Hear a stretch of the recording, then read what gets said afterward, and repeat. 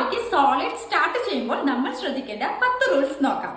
ഒന്നാമത്തേത് 6 മാസം കംപ്ലീറ്റ് ചെയ്തതിനു ശേഷം മാത്രമേ കുഞ്ഞിന് സോളിഡ് സ്റ്റാർട്ട് ചെയ്യാൻ പാടുള്ളൂ. കുഞ്ഞിന് കഞ്ഞിയുടെ വെള്ളം അല്ലെങ്കിൽ ഏതെങ്കിലും തരത്തിലുള്ള പയറോ പരിപ്പോ ഉണ്ടാക്കിയതിന്റെ വെള്ളം അല്ല കൊടുക്കേണ്ടത്. ഇതിന് ന്യൂട്രിറ്റീവ് വാല്യൂ ഇല്ല.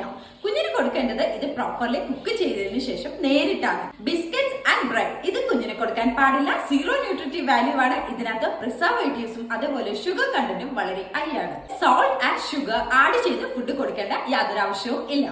അമ്മയുടെ പാലല്ലാത്ത യാതൊരുവിധ പാലും 1 വയസ്സിന് മുന്നായിട്ട് നൽകേണ്ടതില്ല.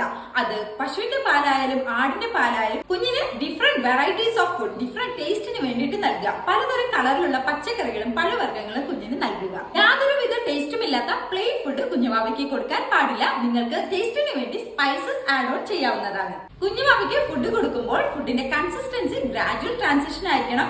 ആദ്യമായി കുറുക്ക്, പിന്നെ കഞ്ഞി രൂപം, അതിനുശേഷം ഫിംഗർ ഫുഡ്, അതിനുശേഷം ഫാമിലി പോട്ട് എന്നിങ്ങനെ ആയിരിക്കണം. കുഞ്ഞുമാവ ഫുഡ് കഴിക്കുമ്പോൾ അത്യാവശ്യം അവിടെയൊക്കെ ചീത്തയാക്കിക്കൊള്ളട്ടെ, കയ്യിലോ ദേഹത്തോ ഒക്കെ ആയിക്കോട്ടെ. ആ ഒരു പ്രോസസ് ഓഫ് ഈറ്റിംഗ് കുഞ്ഞ് എൻജോയ് ചെയ്ത് വേണം കഴിക്കാനായിട്ട്. യാതൊരു വിധത്തിലുള്ള ഡിസ്ട്രാക്ഷൻസും നമ്മൾ ഫുഡ് കഴിക്കുമ്പോൾ കൊടുക്കാൻ പാടില്ല. ഫോൺ ആയാലും TV ആയാലും ഇതൊക്കെ മാറ്റുക.